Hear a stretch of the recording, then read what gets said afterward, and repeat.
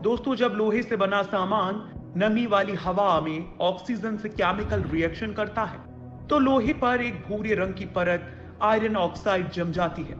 इस प्रक्रिया को लोहे में जंग लगना कहते हैं। इसी तरह जब चांदी से बना सामान, सिक्के, जेवर हवा में सल्फाइड के संपर्क में लंबे समय तक रहते हैं तो उसके ऊपर एक काले रंग की परत सिल्वर सल्फाइड की जम जाती है।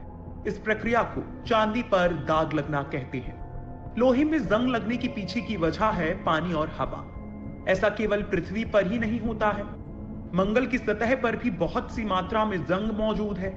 इसकी वजह यह है कि वहां की सतह पर लोहे के साथ पानी और ऑक्सीजन भी रहा है। लेकिन हाल ही में हुए शोध में वैज्ञानिकों को हैरानी तब हुई जब उन्होंने पाया कि बिना हवा के चंद्रमा पर भी जंग मौजूद है। लेकिन अब सवाल ये उठता है कि चांद को जंग क्यों लग रही है। जी हाँ दोस्तों, चांद पर ना तो पानी है और ना ही ऑक्सीजन, लेकिन फिर भी चांद मामा जंग खा रहे हैं। अंतरिक्ष में हमारे सबसे करीबी पड़ोसी की सतह पर जंग के दाग दिखाई दे रहे हैं, यानी चांद की सतह पर ऑक्सीडाइज्ड आयरन के अंश हेमेटाइट नजर आए हैं। पृथ्वी पर यह अधिक मात्रा में पाया जाने वाला खनिज है, लेकिन चांद की सतह पर इस खनिज का मिलना चौंकाने वाला है।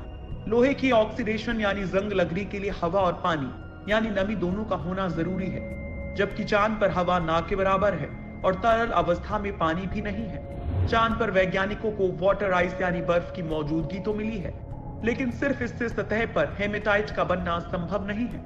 यूनिवर्सिटी ऑफ हवाई के इंस्टीट्यूट ऑफ जियोफिजिक्स एंड प्लेनेटोलॉजी की शोधकर्ता शुआ ली ने अध्ययन में पाया है कि चंद्रमा के उच्च अक्षांशों पर लौह खनिज मिला है। लोहा ऑक्सीजन के साथ तेजी से रिएक्ट करता है और लाल रंग की जंग को तैयार कर लेता है, जो आमतौर पर पृथ्वी पर देखने को मिलती है। ली ने यह दावा चंद्रयान 1 के मून मिरनोलॉजी मैपर इंस्ट्रूमेंट के अध्ययन के बाद किया है। M3 को अमेरिकी अंतरिक्ष एजेंसी नासा ने दक्षिणी कैलिफोर्निया के जेट प्रोपल्शन लैबोरेटरी में तैयार किया था। ली के अनुसार पानी चट्टानों के साथ मिलकर कई तरह के खनिज तैयार करता है। M3 ने स्पेक्ट्रा या उस रोशनी का पता लगाया जो चांद की सतह पर पहुंच रही है। इससे पता चलता है कि चंद्रमा के ध्रुव उसके बाकी हिस्सों की तुलना में बहुत अलग थे। चंद्रमा पर ऑक्सीजन या पानी की मौजूदगी की संभावना नहीं है। ऐसे में सवाल उठता है कि जंग कैसे लग रही है। रहस्य की शुरुआत सौर्य हवा से हुई, जिसमें कई तरह के चार्ज कण होते हैं जो सूर्य से उड़कर पृथ्वी और चंद्रमा पर हाइड्रोजन के साथ हमला करते हैं। हाइड्रोजन हेमेटाइट बनाने का प्रमुख कारक है, यानी वो तत्व जो इलेक्ट्रॉन को जोड़ता है, जिस कारण ऐसा हो सकता है। चांद पर हेमेटाइट के निशान ज्यादातर वहीं मिले हैं जहां पहले बर्फ के भंडार थे। वैज्ञानिक मानते हैं कि उल्का टकराने से चांद की सतह के नीचे की बर्फ पिघली और सतह पर आ गई होगी, जिससे सूक्ष्म पानी के कण वहां पैदा हुए। अध्ययन में यह साबित हो चुका है कि पृथ्वी के वायुमंडल की ऑक्सीजन सोलर विंड्स के साथ चांद तक जाती है। इससे चांद की सतह पर ऑक्सीजन के कण पहुंचने से ऑक्सीडेशन हो सकता है। जब पृथ्वी, सूर्य और चंद्रमा के बीच में आती है तो चांद पर सोलर विंड्स नहीं पहुंच पाती। ऐसे में हाइड्रोजन की बमबारी से भी चांद बचा रहता है। इसी समय आयरन ऑक्सीडेशन हो सकता है। JPL के वैज्ञानिक एब्रिगल फ्रेमैन का कहना है कि मैं इस पर विश्वास नहीं करता, क्योंकि चंद्रमा में जो स्थिति है उस आधार पर ऐसा संभव नहीं है।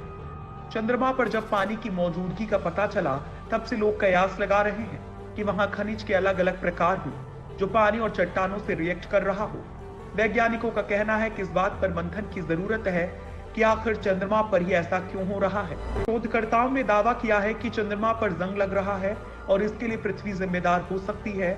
इससे शोध में 3 थियरी सामने आई हैं। पहली ये कि चंद्रमा पर ऑक्सीजन तो नहीं है, लेकिन वहां पृथ्वी से ही ऑक्सीजन पहुंची होगी। पृथ्वी की मैग्नेटिक फील्ड की एक पूंछ होती है जिसे 2007 में जापान के कागुया ऑर्बिटर ने खोजा था।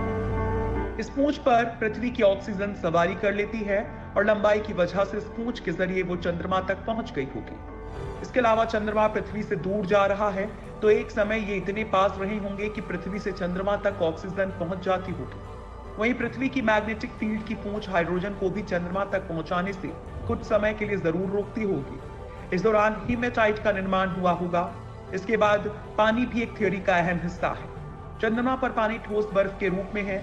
धूल के कण बहुत तेजी से चंद्रमा की सतह से टकराते हैं और हो सकता है कि इस टकरावट से ठोस बर्फ से पानी के कुछ कण निकल गए होंगे और उससे हीमेटाइट बनने की स्थिति बन गई होगी।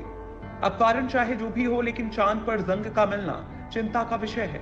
क्योंकि अगर ये जंग इसी तरह बढ़ती रही तो कुछ सदियों के बाद शायद चांद का रंग ही बदल जाए।